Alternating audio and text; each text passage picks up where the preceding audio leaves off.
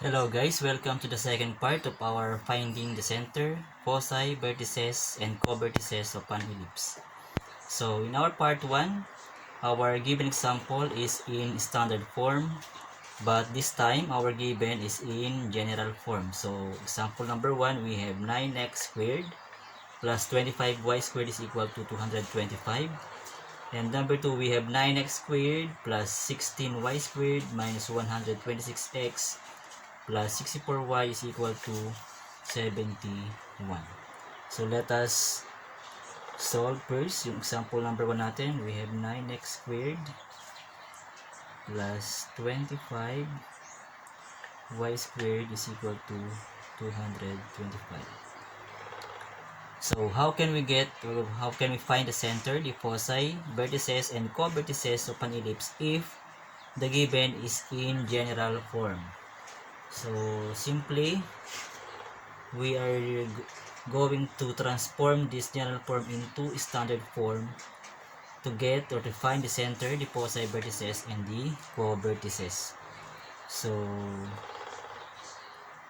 katulad ng napag-aralan natin sa mga nakaraang video, so transforming general to standard, so we should make it equal to 1. So we are going to divide the whole equation by 225.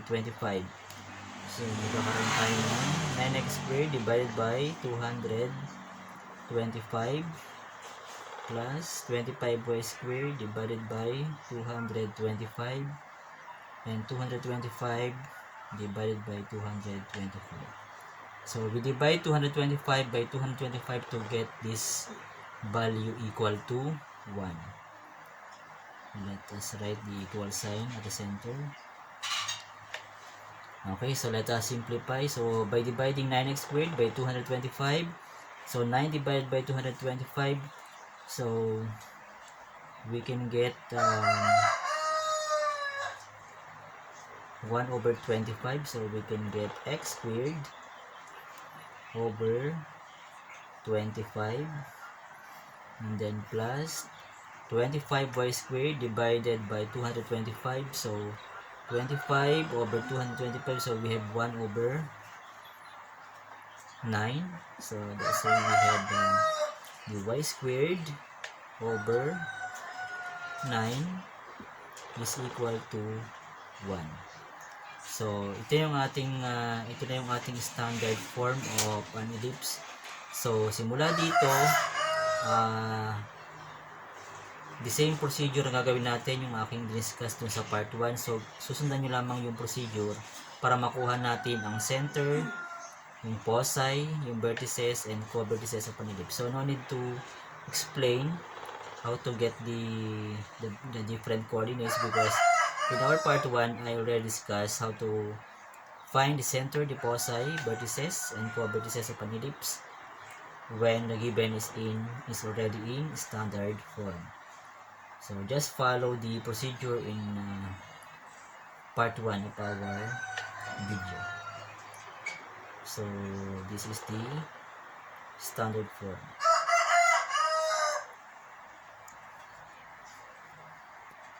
So let us proceed to number 2. So we have the given 9x squared plus 16y squared minus 126x plus 64y is equal to 71. Okay, in this case, so we can say that the origin of this ellipse is not on the center of the center is not on the origin of our Cartesian plane. So therefore we are going to regroup first our terms. So we're going to combine 9x squared, then minus 126x. So group lang natin. Then we have the other quadratic term plus 16y squared, then plus 64y, so another group is equal to 71.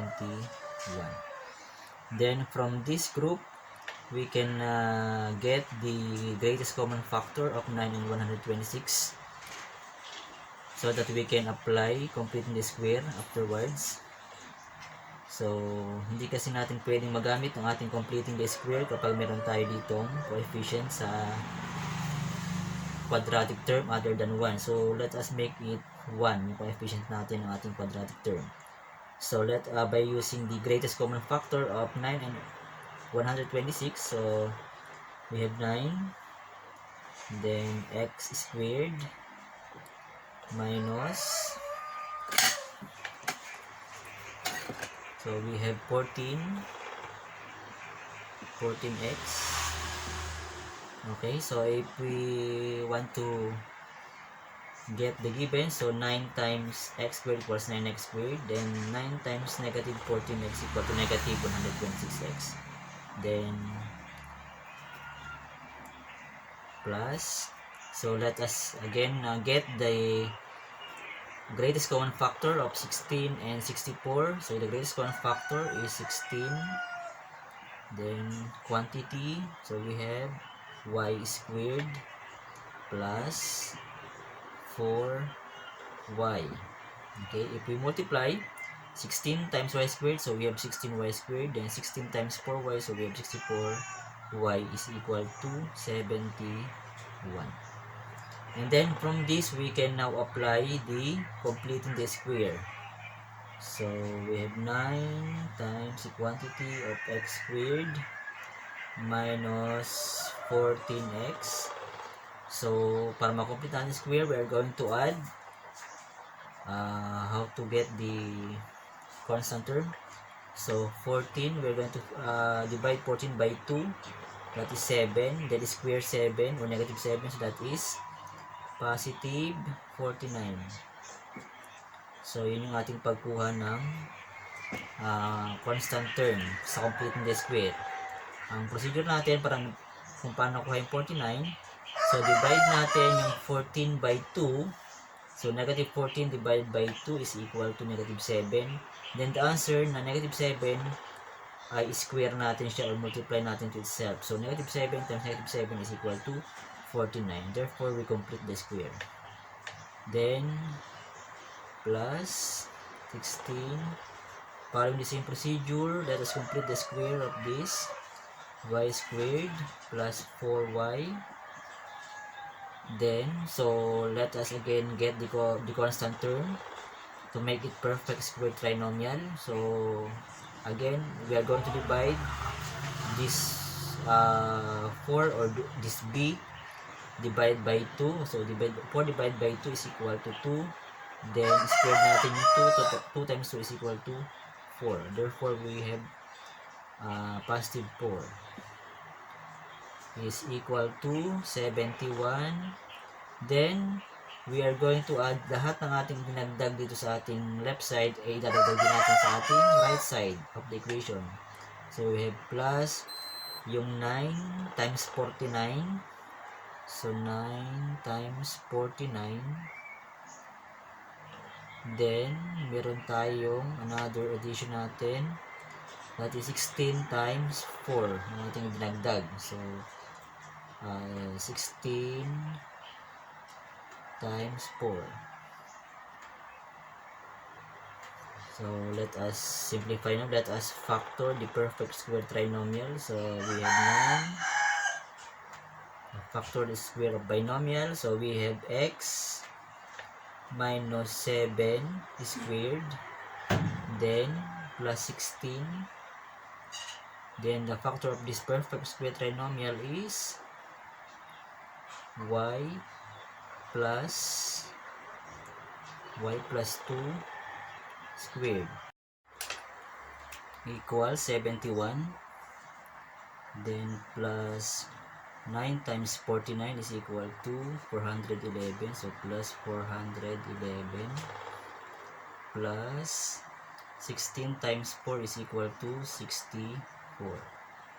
Then let us simplify. So just copy 9 quantity x minus 7 squared plus 16 quantity y plus 2 squared is equal to, so 71 plus 411 plus 64 is equal to 576. So to make it equal to 1, so we are going to divide the whole equation by 576, so that this 576 will be equal to 1 by dividing 576. So let us divide the whole equation by 576, then divide this by 576 divided by 576. So let us write the equal sign at the center. Okay, so we're going to simplify 9 quantity x minus 7 squared divided by 576. So let us simplify 9 over 576 is equal to 1 over 64. So therefore, we have quantity x minus 7 squared, understood yung 1 natin dito, then over 64. Then plus 16 quantity y plus 2 squared divided by 576. So simplifying 16 over 576 is equal to 1 over 36, then 1 times y plus 2 squared. So we have quantity y plus 2 squared, understood yung ating 1 dito, then over 36. Then 576 divided by 576 equal to 1. Therefore, our equation is already in standard form, and following the given example in finding the center, the foci, the vertices, and covertices of ellipse in our part 1, so you can get the coordinates. So no need to explain the procedure on finding the center, the coordinates of the center, foci, vertices, and covertices, because it is already discussed in our part 1. So this is the standard form. So just follow the procedure in our part 1 for the coordinates.